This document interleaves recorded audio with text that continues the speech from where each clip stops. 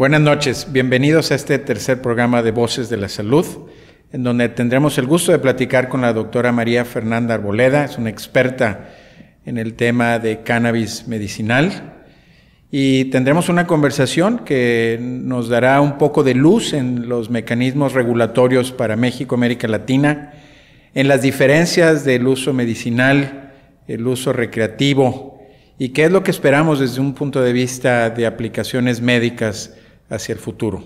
Quédense con nosotros. Hoy nos acompaña la doctora María Fernanda Arboleda. María Fernanda, bienvenida. Gracias. Y la verdad es un gusto tenerte aquí hoy. María Fernanda es anestesiólogo, es especialista en cuidados paliativos y medicina del dolor, y durante ya un buen número de años ha tenido un interés particular en entender los mecanismos de aliviar el dolor con diferentes terapias que tienen un mayor efecto terapéutico y menos complicaciones.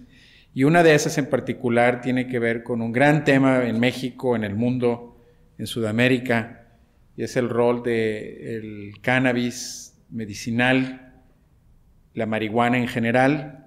Entonces, el objetivo de nuestra conversación hoy es hablar con María Fernanda de las propiedades terapéuticas de la marihuana, que conversemos para tratar de entender qué es el cannabis, cuáles son los otros productos de la marihuana y hacia dónde va el tema medicinal, cuáles son los efectos positivos, preocupaciones en México y en el mundo. Bienvenida, Fernanda. Muchas gracias a todos, Salud por la invitación, al doctor Torre pues por esta calurosa bienvenida. Estoy feliz de estar aquí con ustedes en Monterrey, muchas gracias, y pues es un honor poder charlar contigo acerca del cannabis y de todos estos potenciales beneficios y también posibles riesgos que pudiera haber al consumirse. Pues bien, María Fernanda, pues vamos a empezar a platicar. Es un tema yo creo que bien interesante y a lo mejor controversial porque la gente a veces no tiene claridad. Pero antes de entrar al tema, yo quisiera que nos platicaras un poquito de tu experiencia personal. Platícanos de tu carrera y cómo llegaste a realmente interesarte como una materia profunda de estudio el tema de cannabis medicinal. Sí, pues a ver, les cuento un poquito de mi historia y de cómo llegué a hoy estar utilizando tratamientos a base de cannabinoides en mis pacientes. Pues soy originaria de Colombia, orgullosamente colombiana, latina, pero llevo muchos años fuera de mi país. Hice anestesiología en el Instituto Nacional de Nutrición Salvador Subirán en la Ciudad de México. Hasta ahí, digamos, todo iba muy normal. Luego me apasioné mucho por el manejo del dolor, sobre todo el dolor crónico, y estudié medicina del dolor y cuidado paliativo en el Instituto Nacional de Nutrición Salvador Subirán, también en la Ciudad de México. Yo creo que hay momentos en la vida donde uno siente que todavía le hace falta un poquito más, en esa búsqueda incansable por herramientas para ayudar a mis pacientes con el control del dolor. Decido irme a Canadá y entonces me voy a la Universidad de McGill a Montreal y hago un fellowship clínico en todo digamos, más estudios sobre el manejo del dolor.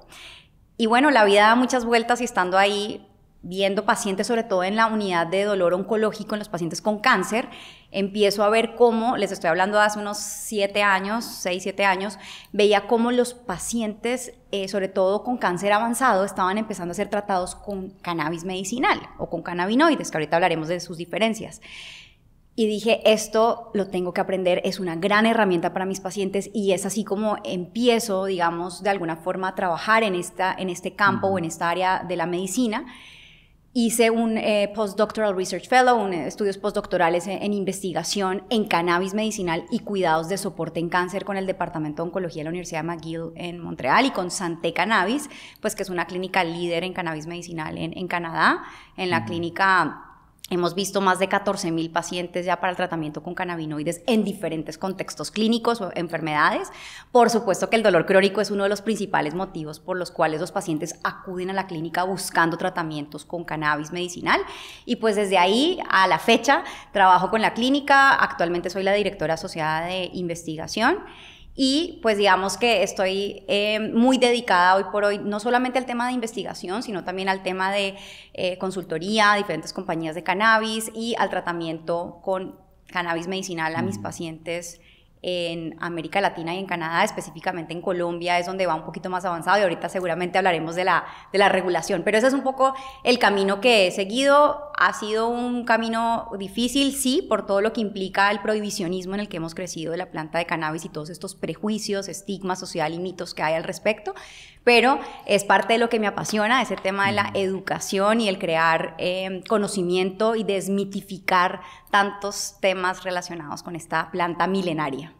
Oye, María Fernanda, a ver, platícame, porque yo a veces también me confundo.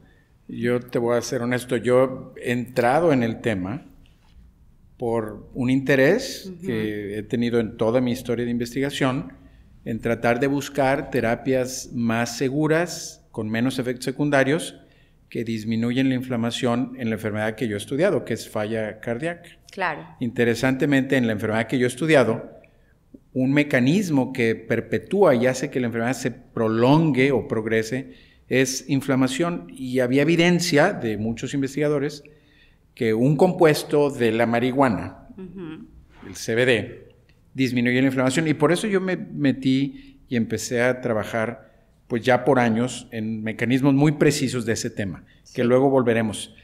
Pero yo quisiera que me explicaras a mí para tener claridad, pero también a nuestra audiencia que nos ve. A ver, empieza de la planta, platícanos de la marihuana. Desde el comienzo. ¿Qué sale de ahí de esos productos? Sí. ¿Qué es apropiado de la parte medicinal?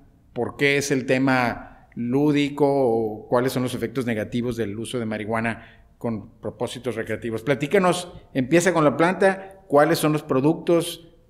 ¿Qué hay bien y mal en general del consumo de la marihuana no medicinal o cuando no es por un objetivo medicinal?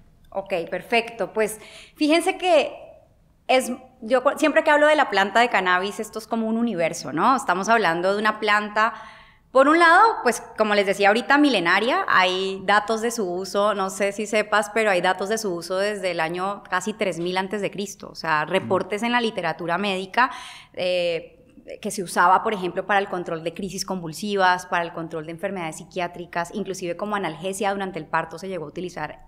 Te estoy hablando de hace miles de años. Luego, si nos venimos un poquito más hacia 1800, era aceptado por los médicos europeos de la época. Hay algunos reportes, hay algunos historiadores que no están muy de acuerdo con lo que voy a decir, pero hay algunos reportes de que la reina Victoria, ¿se acuerdan de la reina Victoria? Usaba cannabis para el control de sus dismenorreas, para ese dolor por los cólicos menstruales, ¿no? Y uno dice, qué interesante. Si nos venimos un poquito más para Occidente, en Estados Unidos, la planta de cannabis en 1850 era parte de la farmacopea de los Estados Unidos, de ese libro donde están todas las, digamos, sustancias o fármacos que se aceptan, ¿no? Con condiciones o con fines medicinales. Y uno dice, bueno, ¿y qué pasó? Porque entramos en esta era prohibicionista y hoy estamos hablando de regulación y de la planta y de lo que tú decías, y el uso lúdico y no y sí. Creo que hay que partir de ahí para hablar de la planta de cannabis. Resulta que la planta de cannabis es un universo. Tiene más de 500 compuestos químicos, son demasiados. Pero cuando hablamos de esos compuestos, digamos que estamos hablando de cannabinoides, terpenos, flavonoides, ácidos grasos, una cantidad de compuestos que no los voy a confundir aquí, pero sí que sepamos que los cannabinoides son los que más utilizamos los médicos en la práctica clínica. Dentro de los cannabinoides hay dos que son los que más, digamos, se han estudiado en seres humanos y los más abundantes en la planta. Uno que es el famosísimo delta 9 tetrahidrocannabinol, que en cortico llamamos THC, ¿no? El famoso THC, y el otro que es el cannabidiol o CBD, ¿no? Entonces estos son los como dos actores principales de esta historia de la cual vamos a hablar hoy más que todo. Aunque si quieren hablar de otros, también estaré encantada de que hablemos de otros de los compuestos, pero digamos que el THC y el CBD son los principales, los más abundantes, como les digo, y los que más se han estudiado en seres humanos. El THC, digamos que es el que ha tenido la mala fama, ¿no? Es el que, sobre todo quien busca cannabis para fines no medicinales o recreativo, lúdico, como lo quieran llamar. Hoy decimos cannabis de uso adulto, de hecho, así se llama. Al cannabis recreativo o lúdico, ya no decimos lúdico, recreativo, no, es cannabis de uso adulto. O sea, cuando alguien compra un cigarro de marihuana como... Es cannabis de uso adulto. Eso es cannabis de uso adulto. Exactamente. Entonces, en el tema de cannabis de uso adulto, quien busca utilizar cannabis para tener esa sensación de placer, de sentirse high, la euforia que puede sentir, va a buscar siempre THC, porque esa es el que nos va a dar esa sensación. Pero ojo, y ya no condenemos más al THC y no lo satanicemos más, porque eso es lo que ha pasado. Hay que hacer una línea divisoria entre el uso del cannabis para fines médicos y el uso del cannabis para fines no médicos o de uso adulto, ¿sí? Cuando usamos cannabis para fines medicinales, hoy sabemos que ese THC, pero a dosis muy bajas, que no tiene nada que ver con las altas concentraciones que se usan para fines recreativos, a esas dosis bajitas va a ayudarnos, por ejemplo, para el control del dolor. El dolor crónico es el que más se ha estudiado en humanos y sobre todo es el THC el que más se ha estudiado en pacientes con dolor crónico neuropático principalmente. Ahora, ¿sí? Fíjate, sí, ese es un tema interesante porque desafortunadamente la expresión del dolor es bastante subjetiva, ¿no es así? Muy subjetiva. Entonces la gente dice, tengo dolor y necesito más, y más y más. Entonces la percepción de la gente que pide medicina para el dolor, que no puedes medirlo objetivamente. Sí, hoy digamos que existen... O sea, ¿cómo balanceas ese tema, verdad? En la clínica hoy usamos algunas escalas que permiten o tratan de hablar del dolor, no solamente reducir la intensidad del dolor cuando damos tratamientos para el dolor, sino también buscamos mejorar la funcionalidad, mejorar, digamos, la capacidad de concentrarse, valoramos en general la calidad de vida relacionada con la salud del paciente. Entonces, hay algunas escalas que nos permiten evaluar esto.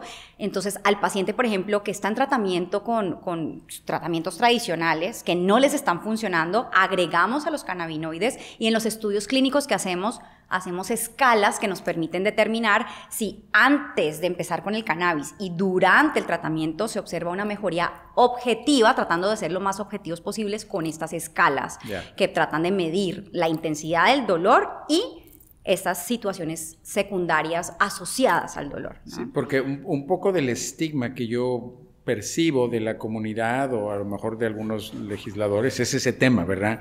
Que la gente con la excusa de que está buscando cannabis medicinal está queriendo tener un objetivo que no. Ese es un tema... Claro, pero fíjate que eso va un poco en contravía con lo que hacemos en la práctica clínica, porque resulta que quien consume cannabis para fines lúdicos, si lo queremos llamar así, siempre va a buscar altas concentraciones de THC. O sea, si un poquito de THC no le funciona, necesita es alto. En cambio, en el fin médico, yo voy al contrario, voy a usar dosis muy bajas, que no tienen, como les digo, nada que ver con esas concentraciones altas que se usan para fines lúdicos. Para darles un ejemplo, en pacientes con dolor empezamos a veces con 1 a 2 miligramos de THC, que es una dosis muy chiquita, y generalmente es con THC a menos del 10%. Una persona que busca fines recreativos busca algo por encima del 20 o 30%. O sea, como para hablar de concentraciones. Hay diferencias importantes. Hay diferencias importantes. Entonces, el THC, digamos, se usa para dolor crónico, se usa para pacientes, por ejemplo, con cáncer, el que está teniendo náuseas y vómito por la quimioterapia. Es el THC el que más se ha estudiado, no el CBD,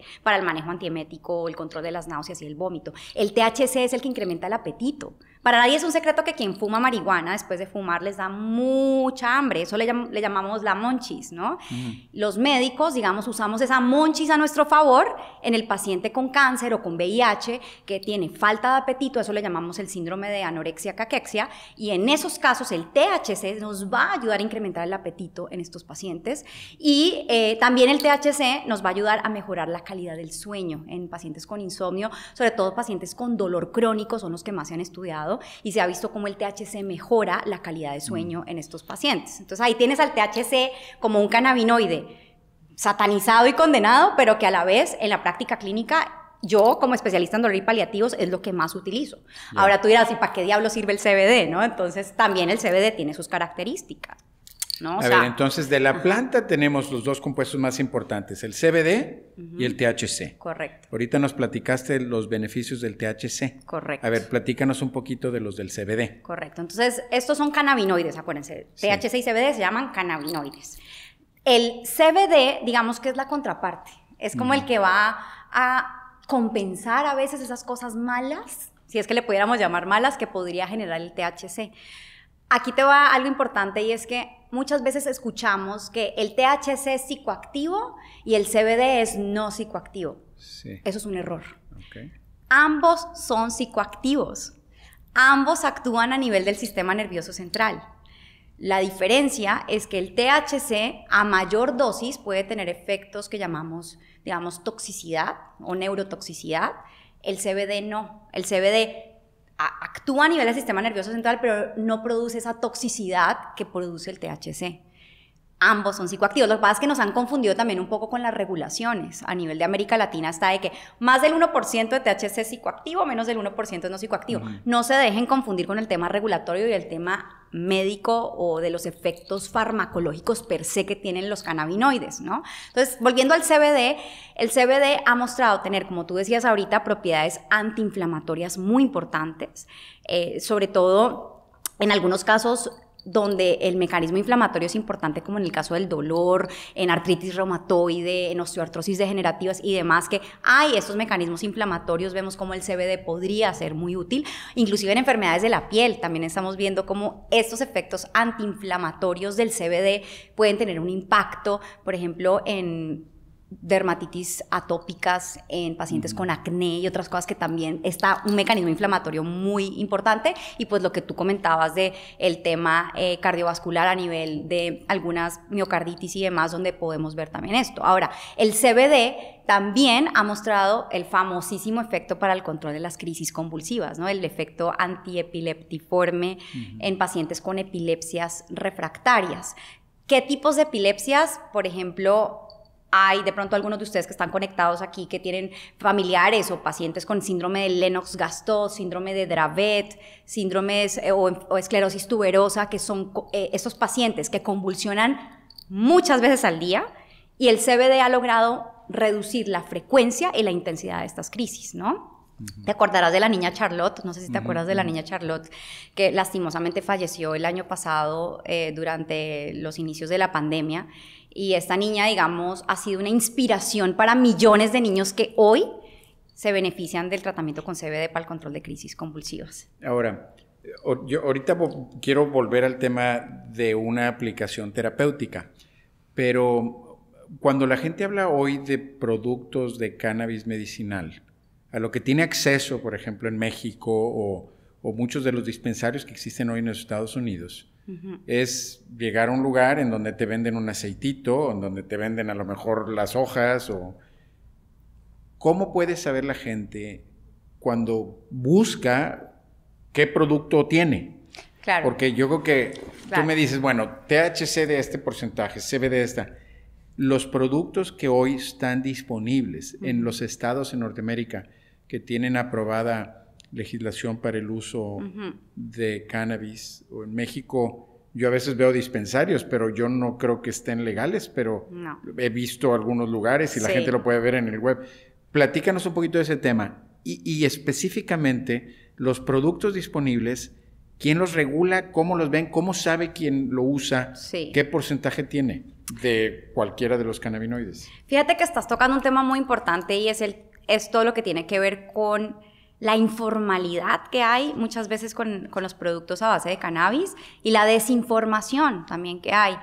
Es muy importante recordar que la planta de cannabis, pues le pueden crecer hongos, bacterias, hay pesticidas, hay metales pesados, hay una cantidad de contaminantes que hacen que cuando utilizamos el cannabis para fines médicos específicamente, bueno, ya para fines recreativos, cada quien verá dónde consigue, ojalá consiguieran un producto que sí sea seguro, pero en el tema médico, que me quiero enfocar en ese, es muy importante contar con productos grado farmacéutico, donde estamos seguros de que estos productos están libres de contaminantes y que lo que diga la etiqueta realmente sí sea lo que contiene el frasco.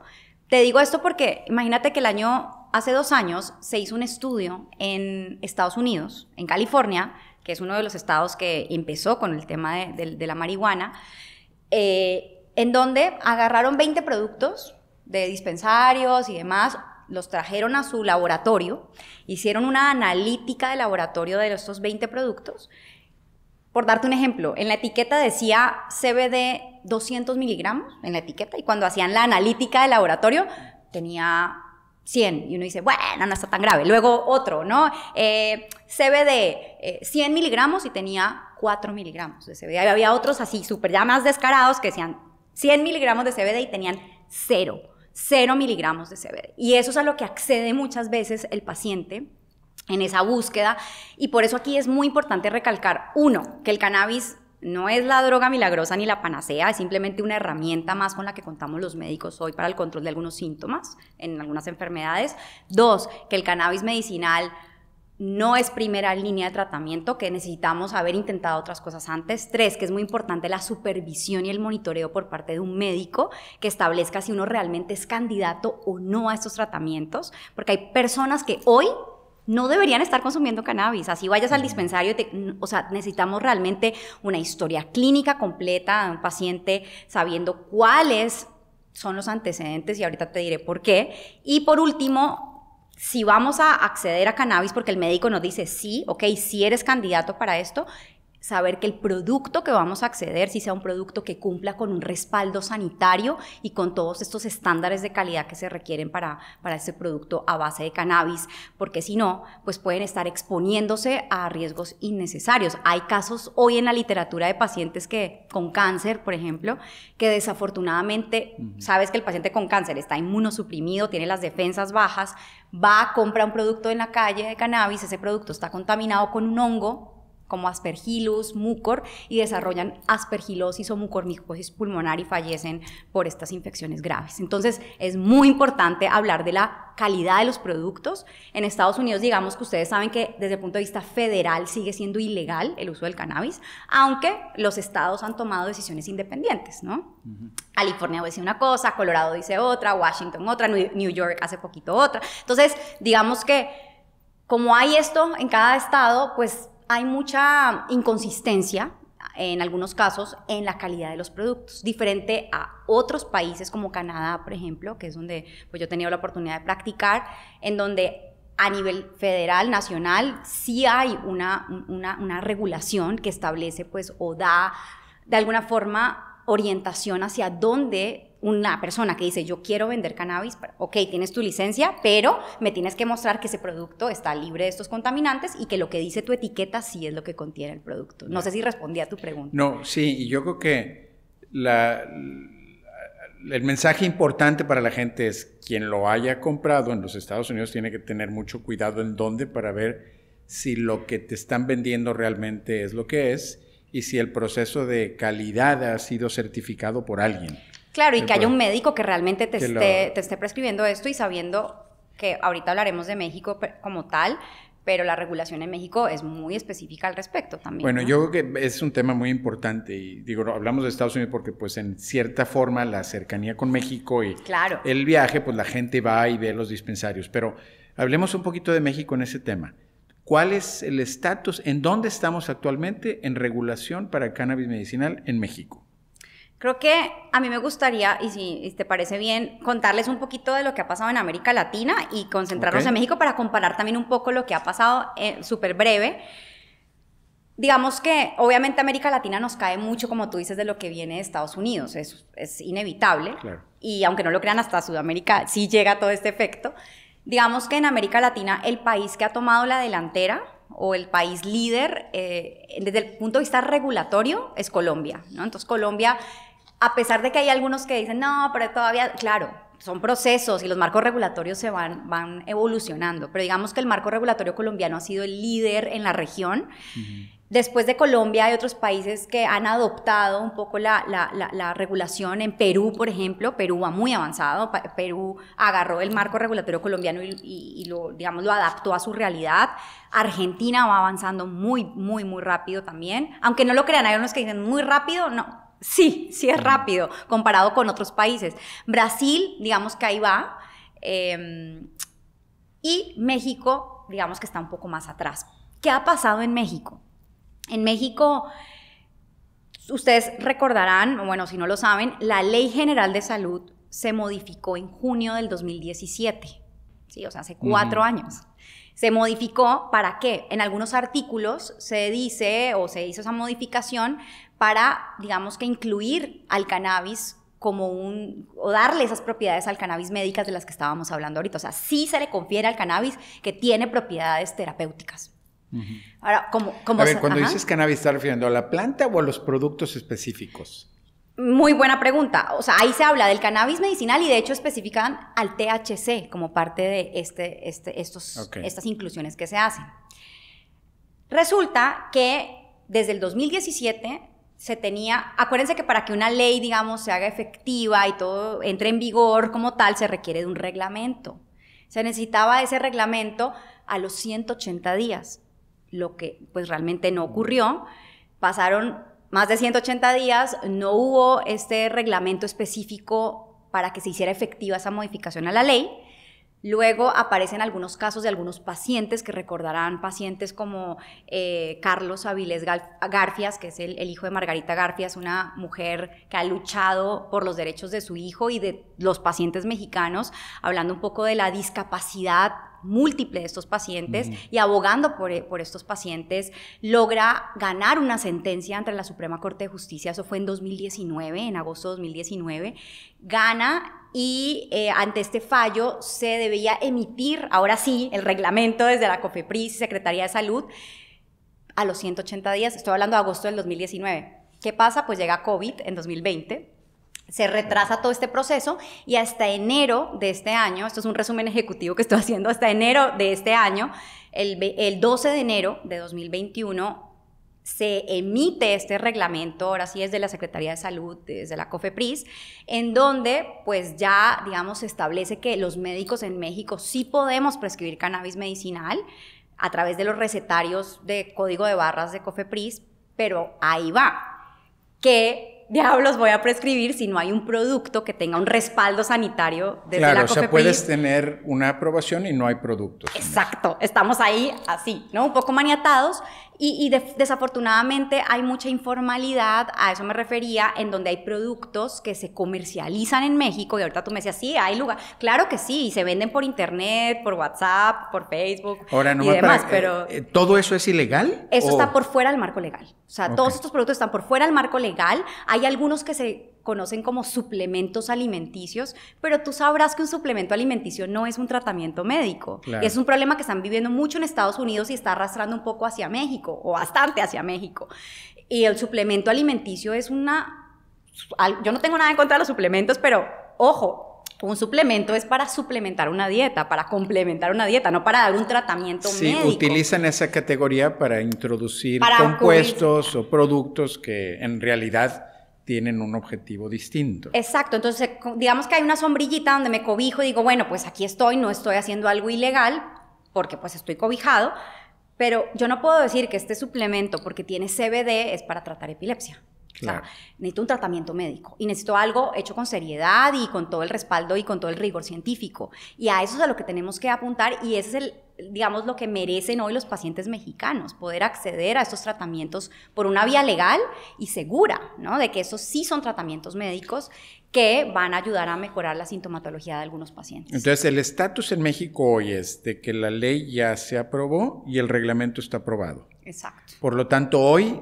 sería factible escribir una receta para un compuesto CBD o de THC, de ambos. Correcto. Pero no hay productos en México. Pero no hay un producto, o sea, sí que hay, pero no por una vía legal. Ya. Que tenga un registro sanitario. Ahora tú dirás, que yo qué necesito para, o sea, ya tengo mi producto, ¿qué hago para que me den el registro?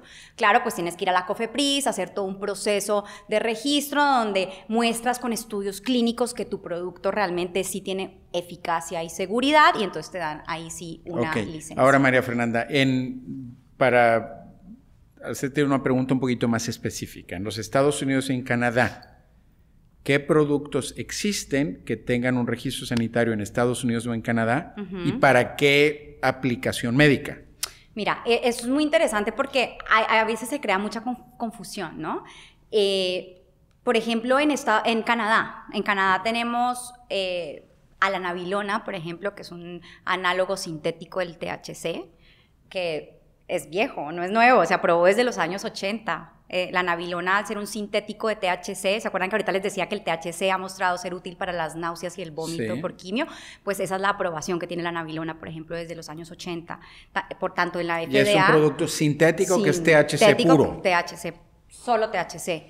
También tenemos en Canadá, por ejemplo, a los Nabiximoles o al famosísimo Sativex, que el Sativex es un producto que se hizo por una farmacéutica en el Reino Unido, que tiene THC y CBD en una proporción 1:1 balanceada y que ha sido aprobado para la espasticidad en pacientes con esclerosis múltiple, por ejemplo. Okay. Ese tiene estudios clínicos, exacto, aprobación sanitaria. Exacto.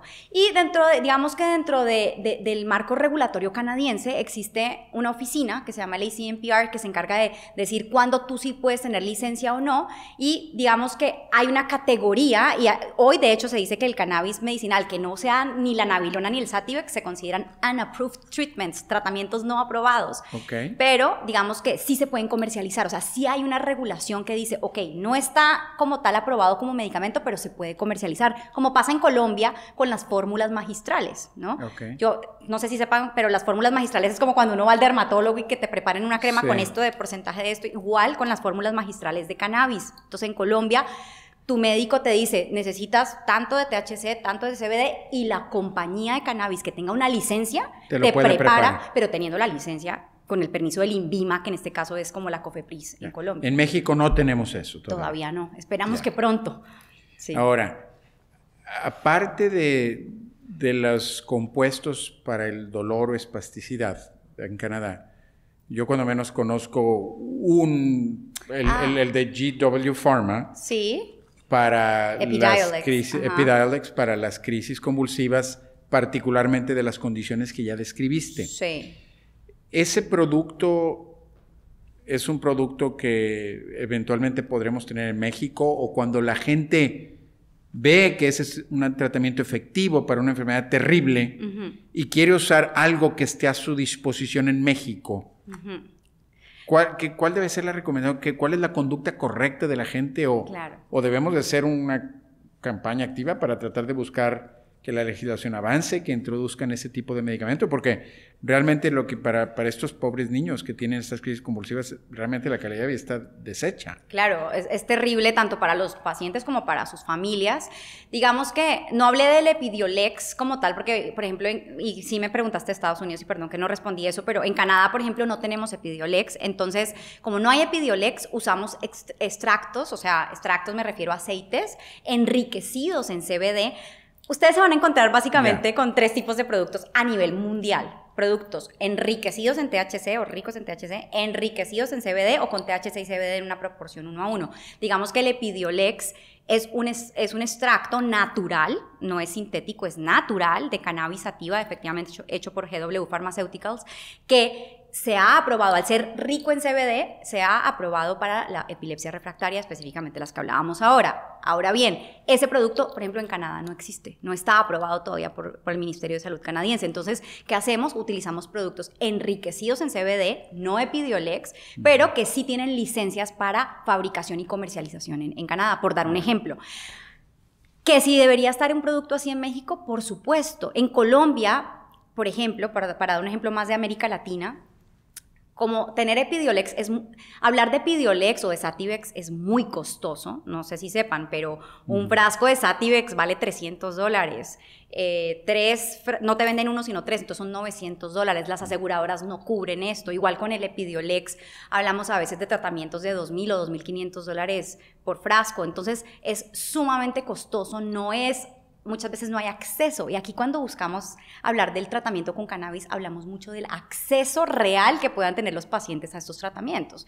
Entonces, digamos que los aceites enriquecidos en CBD pueden ser mucho más económicos, que siguen teniendo obviamente no estoy hablando de cualquier aceite, estoy hablando de un aceite que se fabricó con todas las licencias desde el cultivo hasta el desarrollo de un producto final, grado farmacéutico, que no tiene como tal ese registro sanitario, pero es grado farmacéutico. En Colombia, por ejemplo, hay un producto parecido al Epidiolex que tiene un registro desde el INVIMA, es rico en CBD, mucho más barato que el Epidiolex, y está aprobado por la Asociación Colombiana de Neurología y de Psiquiatría, por ejemplo, para epilepsia refractaria y ansiedad, por dar un ejemplo. Ya.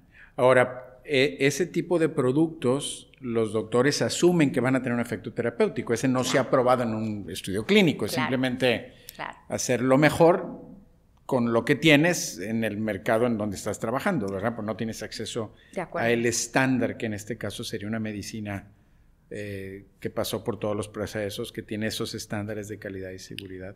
Entonces, a ver, María Fernanda, cuando estamos hablando de aplicaciones medicinales de estos productos, entonces, si yo quisiera resumir un poquito, una gran categoría de beneficio es en el tratamiento de dolor. Dolor crónico. Dolor crónico. Y en ese, el compuesto de cannabis más efectivo es el THC. El que más se ha estudiado. El que más se ha estudiado. Que ahí es importante hacer esa diferenciación. Una cosa es que sea más efectivo, otra cosa es que sea el que más se ha estudiado. Okay. No podemos decir que el CBD no, pero lo que sí les puedo decir es que el CBD todavía no se ha estudiado lo suficiente. Ok. Entonces, el THC es el líder para el dolor crónico. Correcto.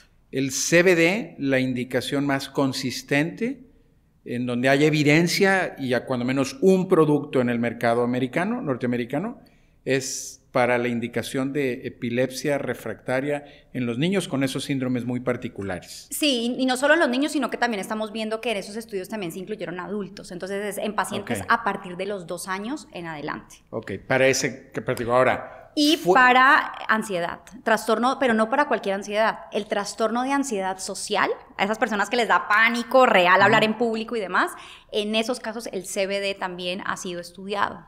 ¿Pero hay algún compuesto que tenga aprobación regulatoria tipo el No, GW? tipo Epidiolex, no. Tipo Epidiolex, no.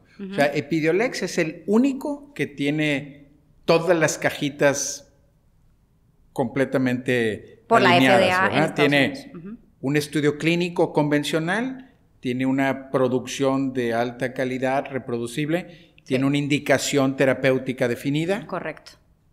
Y alguien puede hacer el mismo compuesto enriquecido, pero pues es otro producto. No es el mismo, exacto. No es como un genérico, producto. Podríamos llamarlo, pero no es el mismo. Claro. Y el Sativex, que también lo hizo GW Pharmaceuticals, que tiene aprobación hoy en más de 30 países, que se aprobó para espasticidad en esclerosis múltiple. Muy bien. Bien. Entonces, este armamentario terapéutico que tenemos hoy, ¿qué se necesita para que pudiera la regulación mexicana avanzar para que de alguna forma ingresara a México? O sea, ¿qué necesitamos en México para que pasemos de esas formas fuera del marco legal, como tú lo dices, donde la gente consigue, vende, prepara sus plantitas, hace el aceitito, para transformar esa industria en una industria regulada, con controles de calidad, con algunas indicaciones específicas? Y no estamos hablando de la parte recreativa, estamos hablando de indicaciones medicinales. Yo creo que aquí es súper importante tener en cuenta que llegar a tener estudios clínicos toma tiempo, ¿no? O sea, estos estudios de Sativex o de Epidiolex no se hicieron en 1 año o en 2, tomaron mucho tiempo. Ahora, por eso, digamos, algunos gobiernos en América Latina han tomado la decisión de decir, bueno, no me voy a esperar hasta que estén todos estos estudios y crean esta categoría en medio, que es la de las fórmulas magistrales que te comentaba ahora, que es lo que pasa en Canadá, los unapproved treatments, que no están como tal aprobados, pero sí tienen sí cumplen con las licencias de la fabricación de estos productos, se pueden comercializar. Ahora, claro, uno esperaría tener el producto que ya esté mega estudiado, eso es a lo que quisiéramos llegar, pero eso toma tiempo y en ese proceso los pacientes siguen accediendo a los mercados ilegales. Entonces, para evitar que se acceda a esos mercados ilegales o a esos mercados negros, como los quieran ustedes llamar, se crean estas categorías como la de las fórmulas magistrales que tienen unas ciertas características que tratan de hacer un producto grado farmacéutico, pero no están, digamos, desarrollándose en la forma artesanal como muchas veces encontramos. ¿Tenemos en México esa categoría? No, es lo que estamos esperando ver si, porque en este reglamento que te contaba de enero de 2021 no se incluyó, pero entonces es que ahí pasa muchas cosas y en esos vacíos legales o en esas zonas grises de la regulación hay quienes dicen, bueno, no está regulado pero tampoco está prohibido, entonces sí se puede, ¿no? Entonces empieza a haber esas zonas grises que no debería ser así, debería haber mucha más claridad y eso es a lo que esperamos llegar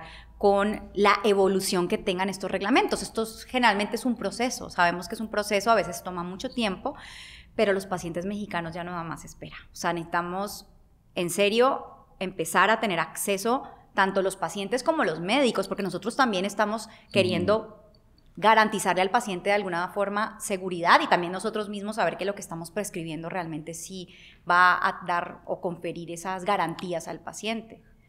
Todo el estigma negativo a la planta viene también por algún contexto histórico, de alguna prohibición, como fue el alcohol a lo mejor en los Estados Unidos en los años 30, 40, ¿verdad? Y ese es el único motivo, por eso hemos tenido tanta dificultad tanto en Estados Unidos como en México como en todo el mundo. Como en todo el mundo. Sí, digamos que en los inicios de 1900 en Estados Unidos, digamos que en 1920s, 30s, estuvo el zar antidrogas más importante que ha tenido Estados Unidos, que era el señor Harry Anslinger.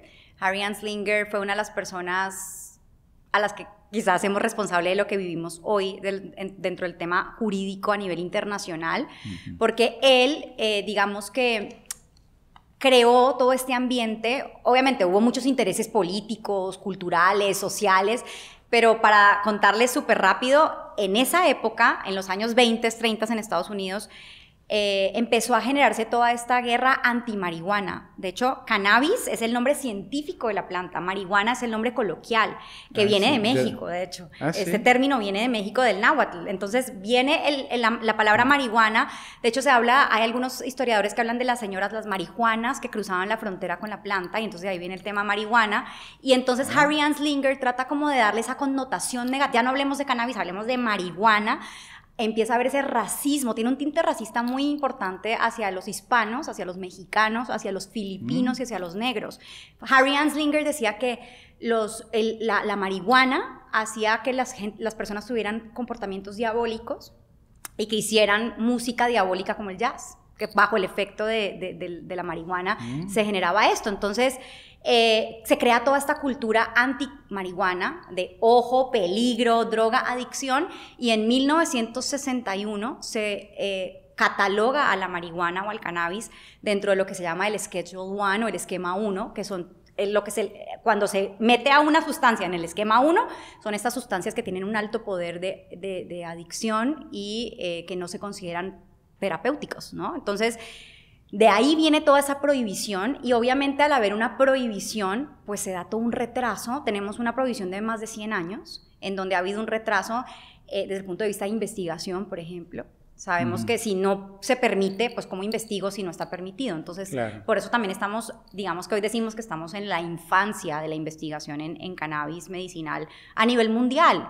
Hoy solo hay 2 países en el mundo que han legalizado el uso de la marihuana. Cuando digo legalizado, quiero decir que han aprobado su uso tanto para fines medicinales como no medicinales o recreativos. ¿Cuáles son? El primero, Uruguay, muy bien, en el 2013. ¿Y Holanda? El segundo, Canadá. ¿Canadá? El 17 de octubre del 2018 fue el segundo país en el mundo y fue un día histórico para los que estábamos en Canadá en ese momento. Entonces, claro, tú dices Holanda, y entonces, ¿qué onda? ¿Pero cómo que Holanda no? Holanda... Bueno, si me hubiera imaginado que Holanda. Claro, porque uno va y que los coffee shops y no sé qué, claro. Pero resulta que ahí está descriminalizado, no está legalizado. Ya. O sea, igual no te persiguen, no es un delito. Exacto. Igual Estados Unidos, hay quien dice, ¿pero cómo? Si California es de los 90, sí, claro, pero federalmente como nación no, no se considera legal. Entonces los únicos 2 son Uruguay y Canadá, y hoy lo que sí tenemos es más de 30 países que han aprobado el uso del cannabis para fines medicinales, en donde está Colombia, en donde está y a ver, en México Perú, podemos decir, ya está aprobado para uso medicinal, ya está aprobado. México tiene este reglamento que les cuento de enero de este año, entonces ya estamos aprobados, pero no hay productos. Exacto, estamos en una disyuntiva. O sea, si GW Pharma quisiera venir a vender a México, puede someter su dossier regulatorio COFEPRIS, y Epidiolex debería de ser aprobado. Exacto. Ya. Claro, y lo mismo si hubiera otro producto, por ejemplo en Colombia hay un producto que tiene registro por INVIMA y podría estar aquí también, ¿no? Nos faltan productos que entren a México con un canal regulatorio como COFEPRIS, como tuviéramos un antibiótico, como tuviéramos Exactamente. Entonces, digamos que desde el punto de vista regulatorio, esto ha generado todo por eso hablamos hoy de marcos jurídicos, porque como entramos en esa prohibición, pero poco a poco los países han ido como aceptando y han ido aprobando esto.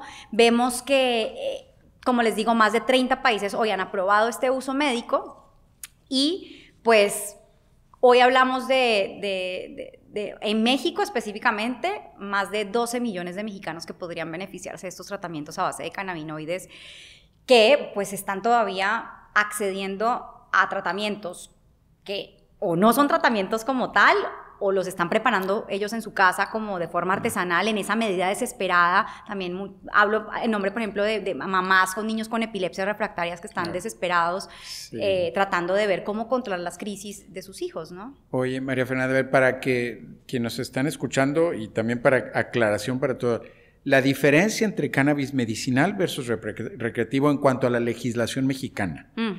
¿La legislación mexicana permite también el uso recreativo legalmente o está descriminalizado? Mira, hasta el 28 o 29 de junio, o sea, hace muy poco, vimos que la Suprema Corte de Justicia emitió o más bien retiró o invalidó este prohibicionismo que teníamos de la planta, de la Ley General de Salud. Es decir, ¿qué quiere decir esto? Que hoy en día en México la planta de cannabis ya no se considera prohibida. O sea, ya se invalidó esto porque estamos hablando del libre derecho al desarrollo de la personalidad, el desarrollo el desarrollo de la libre personalidad. No es un crimen tener una planta en tu casa. Ahora bien, ahí te va. Necesitas, igual como con cualquier otros permisos que uno tiene que pedir, necesitas ir a la COFEPRIS y pedir un permiso para poder consumir esto, para poder sembrar estas plantas en tu casa, y el consumo es únicamente en tu espacio privado, en tu propiedad privada, no enfrente de menores de edad y con el permiso de la COFEPRIS. Y no para comercializar, no es que ahora entonces voy a sembrar plantas en mi casa y entonces ahora me pongo a distribuir, a comercializar. Eso no requiere una receta médica, no es una indicación medicinal. No, esto es recreativo. Es recreativo. Lúdico, uso adulto del cannabis, en donde yo como adulta decido que quiero consumir cannabis, así como decido que quiero consumir alcohol o así como decido que quiero consumir Esa es tabaco. La ley mexicana hoy para el uso recreativo o de cannabis de uso adulto. Uso adulto. Ajá, exactamente. Bien. Y ahora, en la ley mexicana, si bien ya se legalizó el uso medicinal, esos dispensarios que vemos en Estados Unidos van a reproducirse en México de una forma abierta y transparente después de este decreto de ley. Lo que pasa es ¿Eso es lo que va a pasar o...? Los dispensarios, acuérdense que son mucho o van mucho de la mano del uso no médico o recreativo, ¿no? Yeah. Para hablar del uso medicinal, esto debería verse más como el tema farmacéutico, como que consigues el producto en la farmacia. Como en una farmacia, vas a alguna de las cadenas de farmacias y compras tu un botecito con una pastilla. O el aceite, o la pastilla, o hay inclusive aplicación intranasal, o hay inclusive intrarrectal, hay diferentes vías de administración. Se están creando también parches para administración transdérmica, pero esto debería verse así, en la farmacia, como producto farmacéutico, y ya el tema recreativo, lúdico, sí va mucho más hacia el dispensario, en donde pues vas y consigues el producto que tiene la licencia o el permiso para comercializarse en el país. En el caso de México eso todavía no es una realidad. Perfecto, sí, para que yo creo que nos quede muy claro el mensaje al público que nos está oyendo. Hemos hablado tú y yo mucho tiempo en la legislación en México, en el camino de una estrategia que nos permitiría a los doctores y a los pacientes usar cannabis medicinal en prescripción, en una farmacia, con un producto que tenga todo el proceso de certificación como cualquier otro antibiótico o medicamento. Y habiendo hecho una historia clínica completa como con cualquier otra condición médica, sabemos que el cannabis puede interactuar con otros fármacos, entonces hay que tener cuidado con el paciente que viene tomando algunos medicamentos en donde hay interacciones farmacológicas, hay que tener cuidado también con algunas condiciones médicas. Si un paciente, por ejemplo, tiene alguna arritmia cardíaca, el corazón late de forma irregular y yo le doy THC, les prometo que ese paciente termina con un episodio de una taquiarritmia grave. Un paciente con esquizofrenia y le doy THC termina con un episodio psicótico sí o sí, así sean bajas dosis de THC. Entonces, el siguiente gran paso en México, María Fernanda, sería que una empresa nacional o transnacional introdujera un producto en México que tenga ya evidencia para una indicación específica. Idealmente así debería ser, claro, y que hubiera indicaciones específicas y que además... Es muy importante el tema de la educación de los profesionales de la salud, porque podemos tener el producto, pero ¿de qué nos sirve tener un producto si los médicos no sabemos cómo prescribirlo? Claro. Entonces también se convierte como hay una conexión ahí, un círculo que debemos cerrar con el tema de educación médica y hace parte pues de lo que hemos estado desarrollando en diferentes universidades de América Latina, incluido con el TEC de Monterrey, pues que tuvimos la oportunidad de hacer este primer diplomado internacional de cannabis. Fíjate, yo que quiero hacer como un resumen para la gente que nos está escuchando, porque yo quiero que no nos confundamos con el uso recreativo versus el uso medicinal de lo que estamos hablando hoy. Hoy estamos hablando de compuestos que tengan una proporción muy precisa, ya sea del CBD o de THC, dos de los cuales sabemos que tienen propiedades importantes, propiedades terapéuticas, que requerirían un proceso de evaluación para alguna indicación particular, que eventualmente los doctores lo escribamos en una prescripción, vayas a la farmacia y lo tomes para una indicación específica. Exactamente. Y en ese proceso en México todavía no estamos. Todavía no. Muy bien. Esperamos aunque ya que la legislación ya nos permitió ese camino, pero de aquí a que llegue el producto, pues también falta un camino por recorrer.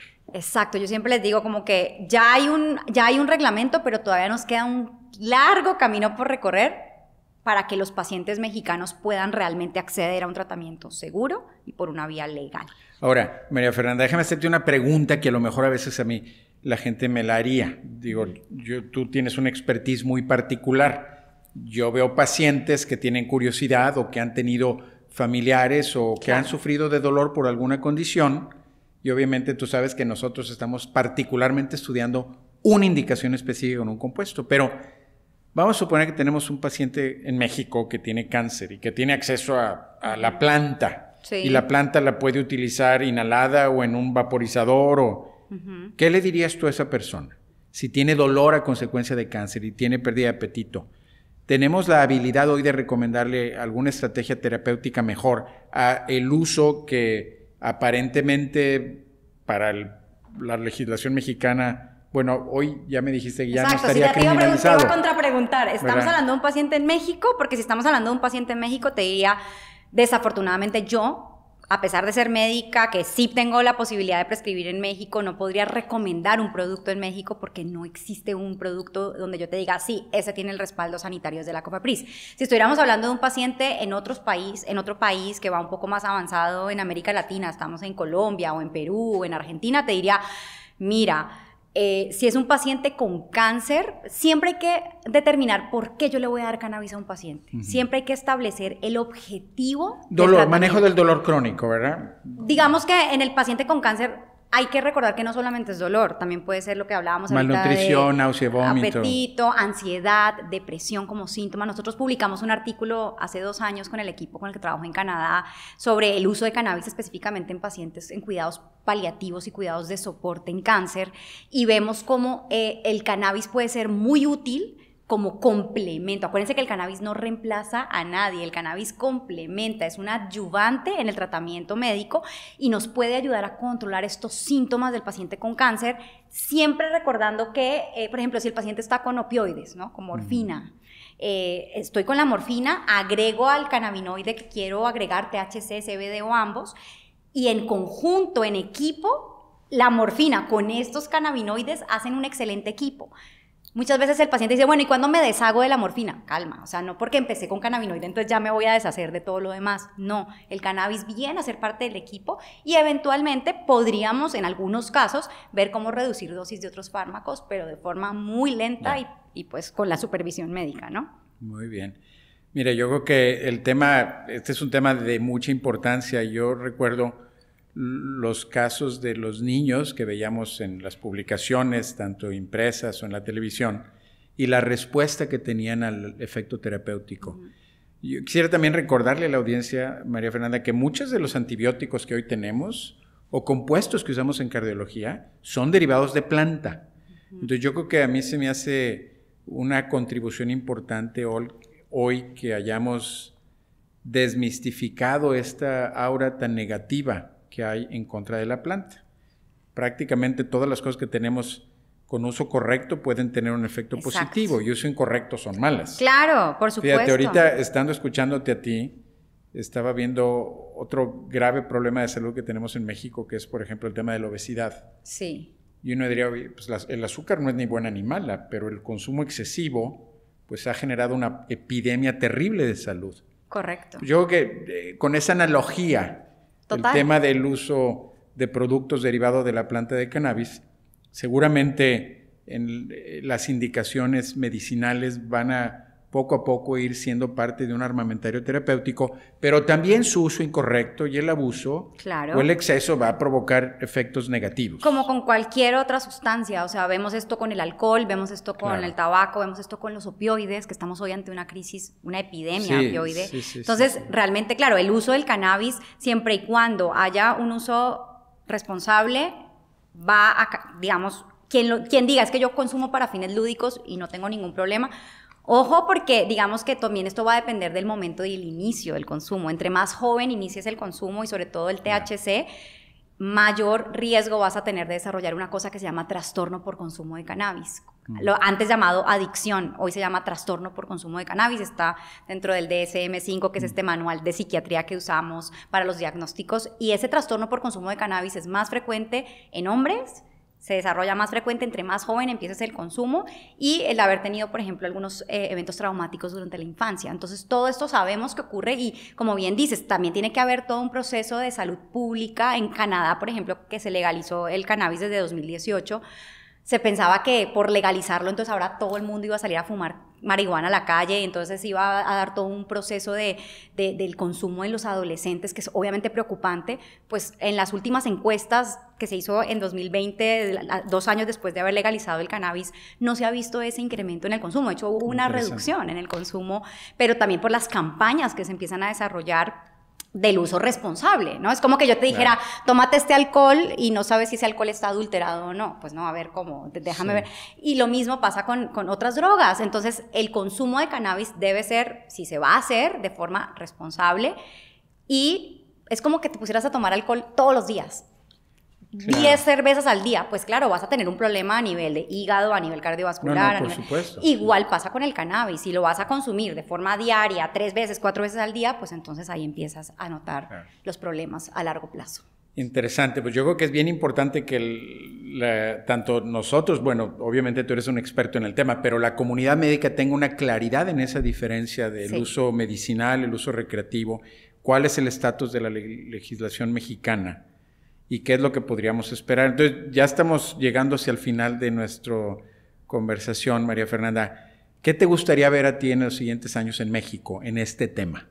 ¿Qué sería si vemos esta película hacia el futuro y tú y yo platicamos en el 2025? ¿Qué te gustaría que hubiera pasado?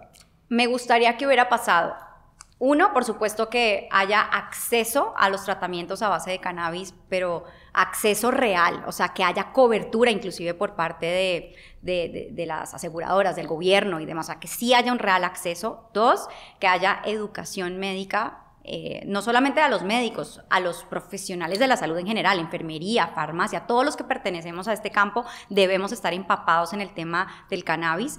Y creo que también es muy importante, como decíamos, hablar de acceso a productos seguros. Eso es lo que me imagino yo que va a pasar en los siguientes años en México. Y pues que obviamente entre más información haya, de buena calidad, información confiable, pues vamos retirando todos estos estigmas y prejuicios y mitos que existen relacionados con el cannabis. Y yo siempre les digo, ya no hablemos más desde la desinformación, ya no hablemos más desde la ignorancia, y no es digamos, no es a decirlo por mal, sino que ya en serio hablemos desde el conocimiento, ¿no? Y hablemos con facts, con verdades, claro, con toda esta información. Y hoy tenemos, digamos que fuentes confiables de dónde poder acceder a información. No se dejen engañar, encuentren información que sí va a ser segura para ustedes, y eso es lo que yo me imagino realmente para de aquí unos 5 o 10 años, o sea, que sí hablemos del cannabis con más naturalidad, que haya apertura, y por eso me encanta que en este programa, y de verdad los felicito, que haya esta apertura al tema, porque se trata de informar, y se trata de ya no estar dentro de esa informalidad que hay del cannabis en nuestros países latinoamericanos, y que sí se explique realmente de qué se trata el uso medicinal del cannabis, y pues obviamente el uso no medicinal, pero digamos que el uso medicinal ya urge y es una prioridad. Los pacientes mexicanos son una prioridad hoy. Pues muchas gracias, María Fernanda. Mira, voy a resumir un par de puntos para llevarnos a casa, porque la verdad es que hay tantas áreas en medicina que necesitan nuevas estrategias terapéuticas, en particular el manejo del dolor, la ansiedad. De hecho, el armamentario que tenemos ha generado graves problemas. El uso de los opioides, de los barbitúricos, el manejo. Realmente necesitamos abrir nuestro armamentario y abrir nuestros horizontes viendo otras opciones. Yo creo que el desarrollar investigación fundamental y clínica en productos derivados de cannabis o de otras plantas que veamos en el futuro nos abre una oportunidad importante para temas como ese, como ha sido... Por ejemplo, la indicación específica para epilepsia, el manejo de la náusea, del vómito, de la anorexia. Entonces, yo creo que es un buen momento. Creo que en México el haber despenalizado o descriminalizado el uso derivado de la planta, tanto para características medicinales o recreativo en forma cuidada, como nos lo explicaste, pues es un avance en ese camino. Pues muchas gracias por los comentarios, por el tiempo que pasaste con nosotros. Yo creo que vamos a hablar más de este tema. Creo que hay una oportunidad hacia el futuro en México, tanto en las áreas de salud, en las áreas educativas, de sentar las bases para hacer esto correcto y avanzar de esa forma muchas áreas del sector salud que necesitan cambios estratégicos, y yo creo que el entender a profundidad el cannabis nos ofrece una gran oportunidad. Pues muchas gracias a nuestra audiencia, a los medios que estuvieron con nosotros, y yo los invito a que continúen acompañándonos en este programa Voces de la Salud. Gracias.